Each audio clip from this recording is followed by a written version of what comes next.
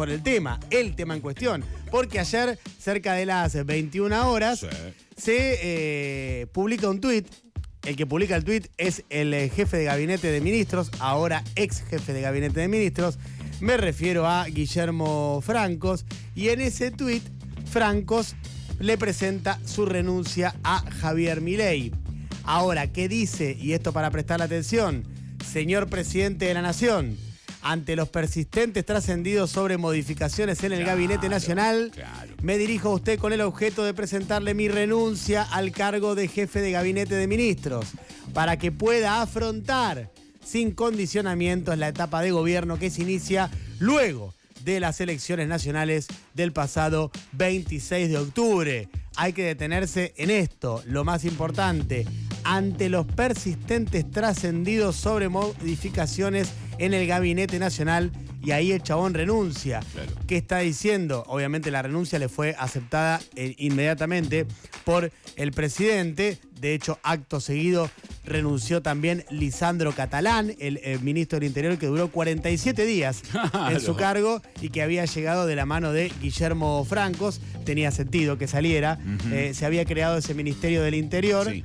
Ahora voy a dar algunas predicciones más también de qué lugar deja vacío y dónde puede llegar a ir, o mejor dicho, quién puede llegar a ir en ese lugar. Pero se libera la jefatura de gabinete, se libera entonces también el Ministerio del Interior, y en el lugar va a asumir Manuel Adorni. Manuel Adorni va a llegar y reemplazar a Francos como jefe de gabinete. Es también importante destacar que Adorni queda como jefe de gabinete y Javier Lanari va en el lugar de Adorni, alguien que ya se encontraba en ese lugar. Es importante también que sepan que Adorni va a seguir siendo en realidad el que ocupe el cargo de vocero, digamos. En realidad el cargo de vocero lo ocupa Javier Lanari. Lo que va a pasar es que la vocería está a cargo de Adorni. Exacto. Las conferencias de prensa las va a seguir dando Manuel Adorni. Claro. ¿Está bien? No Javier Lanari, que es el que lo reemplaza a Adorni. Lanari, que es como un Adorni chiquito. Claro. Son parecidos físicamente. Son parecidos. Son como del mismo planeta. Sí, sí, totalmente. Sí. Bueno, hecho todos estos anuncios de salidas y entradas, vamos a lo importante, que es analizar. Y yo les decía que nos detuviéramos en un momento donde dice: ante los persistentes trascendidos sobre modificaciones en el Gabinete Nacional, ¿no? Sí. Eso es lo importante, me parece. ¿Qué está diciendo ahí? Bueno, que se hinchó básicamente Guillermo Francos de todo lo que tiene que ver con las internas y con todo el manoseo, y por eso es que termina renunciando. Lo dice claramente, ante los persistentes trascendidos. Claro. Son 3 semanas de lugares, medios de comunicación, donde Franco sabe que la información que se da en esos medios de comunicación sale directamente del gobierno, de que él se iba a ir, y por lo tanto, y como nadie salió a defenderlo y nadie salió a desmentir, no es que el presidente en las entrevistas que dio en el último tiempo dijo de ninguna manera Guillermo Franco se queda, sino que fue un vamos viendo. Claro, y era como tenemos tiempo, claro. Había sido la respuesta, no hay por qué acelerar. E incluso en la semana, más allá de que la sensación era de que le estaban tomando la medida del cajón todo el tiempo a Franco. Claro. Yo recuerdo con particularidad, creo que jueves por la noche, hubo como una corrida de va a haber cambios. Claro. Y no se explicaba de qué, y ahí volvía con fuerza el trascendido de que se iba a Francos. Es curioso, antes de seguir profundizando en la salida de Francos, un breve paréntesis, es muy curioso que el gobierno justifica con un comunicado la salida de Francos diciendo que, agradeciéndole por supuesto, pero diciéndole que hay una necesidad de renovar el diálogo político. Y no pareciera justamente ser Manuel Adorni la persona indicada para ese fin. En ese punto, Francos tenía mucho más para dar que Adorni. Está claro que, de hecho, el jueves, por ejemplo, Francos y Catalán organizaban la reunión con 20 gobernadores, fueron los gestores de esa reunión. De hecho, Francos se encarga de resaltarlo en el tuit de salida, como diciendo: yo organicé esto, yo también me encargué de esta cuestión del diálogo. Pero bueno, el gabinete queda ahora diseñado de esa manera y queda con un interrogante muy grande que ahora vamos a desarrollar en instantes, que es qué va a hacer Santiago Caputo. Claro. Bueno, eso queda todavía como un signo de interrogación, pero ahora tenemos información también que vamos a estar contándoles. Lo concreto es que además de hartarse por los trascendidos, por las operaciones, porque él sabía que del interior del gobierno le decían algunos medios Franco se va, Franco se va, Franco se va. A eso se le suma que me consta que Franco le pidió una reunión a Javier Milei, que en principio iba a finalmente darse este fin de semana, que nunca llegó, que nunca se la confirmaron, y en la sumatoria de manoseo, trascendidos y no confirmación de la reunión con Milei, Franco termina tomando la decisión que ya acabamos de contarles en ese tuit en el cual renuncia y se va. Ahora, estaba cansado Franco, pero resistía a los embates hasta hace nada, porque el miércoles él decía que los anuncios de su salida eran operaciones de baja estofa y además aseguraba su continuidad, se lo decía de esta manera a Jonathan Viale. ¿Vas a seguir siendo jefe de gabinete? ¿O viste? Te lo tengo que preguntar, ¿no? A mí hay una canción que me gusta mucho. A mí también. Una canción que es de María Elena Walsh y que interpretaba la Negra Sosa magistralmente. Unas canciones que más me gustaban, ¿no? Que decía, tantas veces me mataron, tantas veces me morí, sin embargo estoy aquí resucitando. Me mata que Yoli, antes de saber, le dice a mí también, me gusta. Claro. Si no sabe, bueno, hermano. Es así hace Johnny, siempre. Él está acostumbrado. Sí, a mí también, pero no te dije que. Claro, pero a mí también. Él está acostumbrado.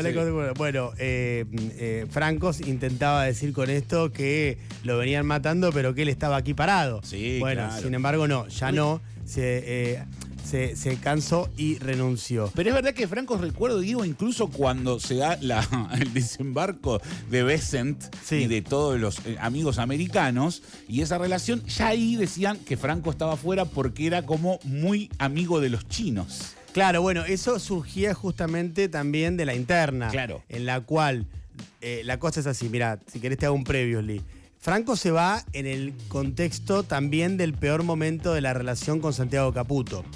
De hecho, hace 3 semanas, Francos decía lo siguiente. Hay actores del gabinete o del equipo de gobierno, digamos, que no están en el gabinete, no tienen responsabilidades de gestión y por ahí están tomando decisiones.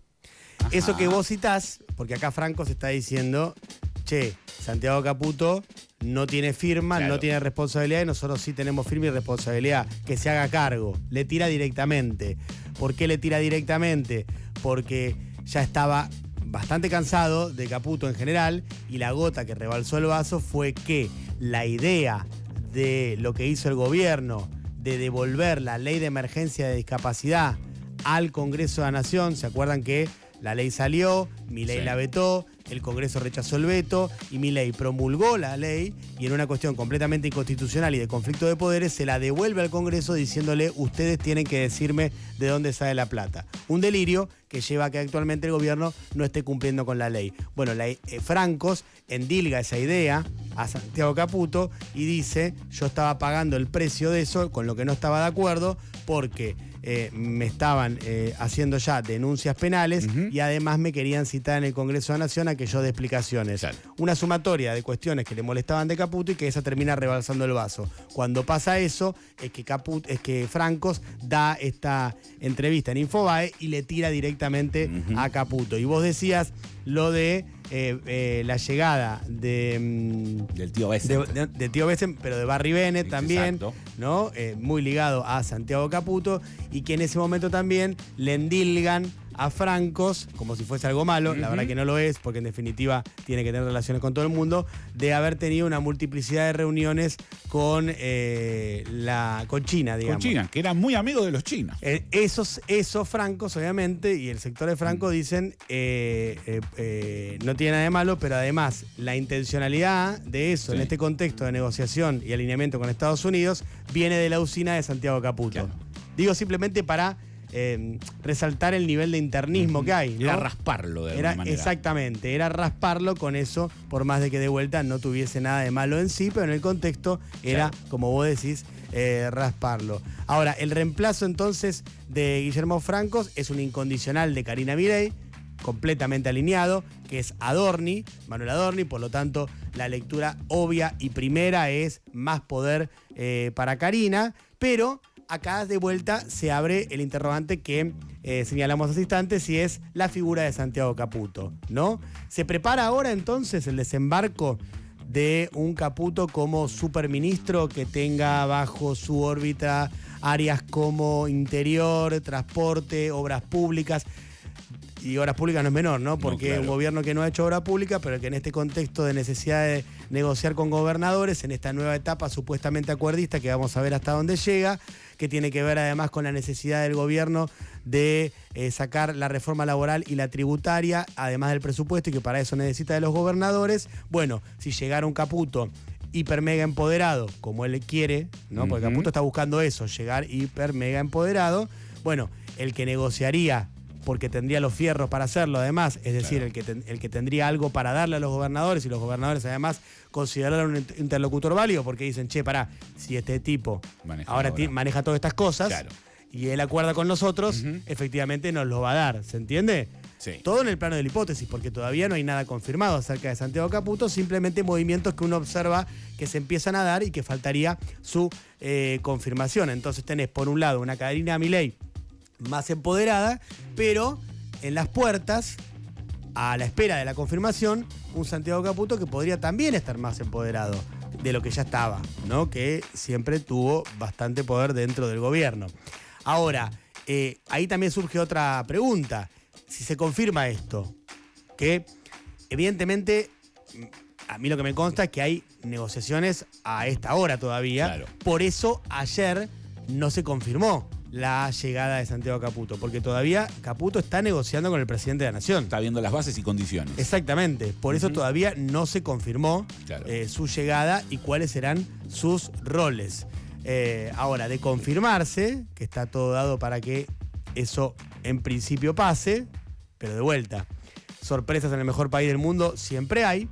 De confirmarse, yo creo que se va a confirmar, de confirmarse, la pregunta que se abre es un nuevo equilibrio de poder, claro, que mantiene la interna igual, porque claro, queda Karina Milei empoderada, queda Santiago Caputo empoderado, y a ellos dos que estaban enfrentados van a seguir estando enfrentados. Ahora, sí puede ser que en ese nuevo equilibrio de poder los archienemigos de Caputo, que son los Menem, que responden a Karina Milei, pierdan cierta capacidad de acción y queden un poco desdibujados si es que Caputo asume con toda esta capacidad de negociación con, claro, los gobernadores, porque ya ni Lule ni Martín Menem tendrían mucho para ofrecerle y para sentarse a hablar con los gobernadores.